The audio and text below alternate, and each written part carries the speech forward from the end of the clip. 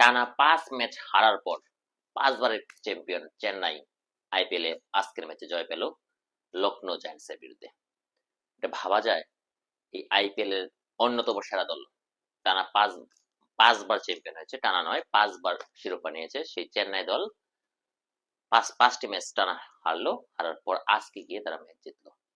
জিতলো কার নেতৃত্বে? সেই চেন্নাইয়ের লিজেন্ড ধোনির নেতৃত্বে জিতলো। এবং আজকের ম্যাচ যদি আমি কথা বলি, লখনৌ সুপার জায়ান্ট আজকে তাদের হারার অন্যতম কারণ হচ্ছে লখনৌ সুপার জায়ান্ট যতগুলো ম্যাচ জিতেছে তাদের যে টার্ম কার্ড সে নিকোলাস পুরান ছক্কা মেশিন যাকে বলা যায়। এবারে আইপিএল কিংবা গতবারে আইপিএল আমরা কতগুলো আইপিএল লক্ষ্য করছি যে নিকোলাস পুরান অবলীলায় সাবলীল ভাবে লেগে অফে খুব সুন্দরভাবে 6 মারছে। সেই ছক্কার মেশিন পুরান আজকে 9 বলে 8 রান করে আউট হয়ে যাওয়াতে লখনৌ সুপার জায়ান্ট কিছুটা ব্যাক করে চলে গিয়েছিল। আজকে লখনৌ সুপার জায়ান্টের ভার নিয়েছে দলের অধিনায়ক আইপিএল ইতিহাসের সবচেয়ে দামি ক্রিকেটার ঋষভ পান্ট। 49 বলে 63, যদিও আজকালের যে টি-20 ওই টি-20 যুগে 49 বলে 63 কে আসলে টি-20 পারফেক্ট ইনিংস বলা যায় না। তো এই 49 বলে 63 ছিল লখনৌ সুপার জায়ান্টের সর্বোচ্চ রান। দ্বিতীয় সর্বোচ্চ রান ছিল মিচেল মার্শের 25 বলে 30। মিচেল মার্শ এই টুর্নামেন্টে অনেকটা ধারাবাহিক। আয়ুষ বাদানি 17 বলে 22 এবং আব্দুল সামাদ 11 বলে 20। এই ছিল হচ্ছে আজকে লখনৌ সুপার জায়ান্টের ইনিংস। লখনৌ সুপার জায়ান্টের মধ্যে আজকে ব্যর্থ হয়েছে মার্করাম এবং নিকোলাস পুরান, যার দরুন তারা এই সিজনের মধ্যে সবচেয়ে কম তাদের ইনিংসে সবচেয়ে কম 166 রানে তাদের ম্যাচ তাদের ইনিংস গুটিয়ে যায়। জবাব দিতে নিয়ে নেমে চেন্নাই সুপার কিংস এর যে ওপেনিং জুটি রাচিন রাবিন্দ্রা এবং আজকে অভিষেক হয়েছে শেখ রাশেদ।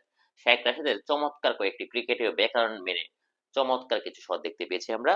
প্রতিভাবান ব্যাটসম্যান, হয়তোবা শেখ রাশিদ ভবিষ্যতে ভালো একটা করবে, ইন্টারন্যাশনাল ক্রিকেটও ডেবিউট হয়ে যেতে পারে। 19 বলে 27, 142.11 স্ট্রাইক রেটে প্রথম অভিষেক ম্যাচে। এবং রাচিন রাবিন্দ্র আইপিএল এ চেন্নাইয়ের কেউ ভালো খেলুক বা না খেলুক, রাচিন রাবিন্দ্র হচ্ছে একজন ধারাবাহিক ব্যাটসম্যান নিউজিল্যান্ডের। আজকে বাদ পড়েছে তার ওপেনিং সঙ্গী ডেভিড কনওয়ে এবং শততম ম্যাচ খেলতে নামা রাহুল ত্রিপাঠী 10 বলে 9। রাহুল ত্রিপাঠী একজন অদ্ভুত চরিত্র আইপিএল এর। আহ, মানে তারা হচ্ছে খুব একটা ধারাবাহিক থাকে না। এই চেন্নাই টিমের মধ্যে মিডল অর্ডার ব্যাটসম্যানের গভীরতা খুবই কম। আজকে রবীন্দ্র জাদেজাকে প্রমোশন দেওয়া হয়েছে দলে কে ভালো কিছু টেনে নেওয়ার জন্য, কিন্তু রবীন্দ্র জাদেজা 11 বলে 7 রানে আউট হয়ে গিয়েছে। এবং ইম্প্যাক্ট প্লেয়ার চেন্নাই শিবম ডুবে 37 বলে 43 এবং যে বিজয়ের শট, উইনিং শট, চারে যে শটটা সেটাই দিয়েছে শিবম দুবে এবং শিবম দুবে এবং বিজয় শঙ্কর তারা কিন্তু একই টাইপের প্লেয়ার। কিছুটা বল করতে পারে এবং কিছুটা ব্যাট করতে পারে, তবে শিবম দুবে গত 3 থেকে 4 বছরে খুব উন্নতি করেছে এবং ভালো একটা কেমিও। এই দুটো দলের মধ্যে সবচেয়ে স্ট্রাইক রেট 237.36 মহেন্দ্র সিং ধোনি 11 বলে 26। আজকে ক্যাপ্টেনের দায়িত্বশীল ইনিংস এর ফলে চেন্নাই আজকের আইপিএল এর প্রথম জয় পেয়েছে। আসলে চেন্নাইকে নিয়ে এই আইপিএল শুরু হওয়ার পূর্বে কেউ ভাবে নাই যে চেন্নাই টানা 5 ম্যাচ হারবে। চেন্নাই জয় দিয়ে শুরু করেছিল মুম্বাই ইন্ডিয়ান্স এর বিপক্ষে, এরপর আস্তে আস্তে একটানা এক এক করে হেরে গেছে ম্যাচগুলো। তাদের রেগুলার ক্যাপ্টেন ঋতুরাজ গাইকোয়াড ইনজুরির কারণে টুর্নামেন্ট থেকে ছিটকে গিয়েছে। চেন্নাইয়ের এটা সবচেয়ে বড় মাইনাস পয়েন্ট। এবং চেন্নাইয়ের গতবারের পাতিরানা শ্রীলঙ্কার ব্যাটসম্যান মালিঙ্গা টাইপের যে বোলিং করে, পাতিরানা হয়েছে কি আজকের ম্যাচ বা গতকালকের ম্যাচ অতিরিক্ত লাইন লেন্থ ঠিক রাখতে পারছে না।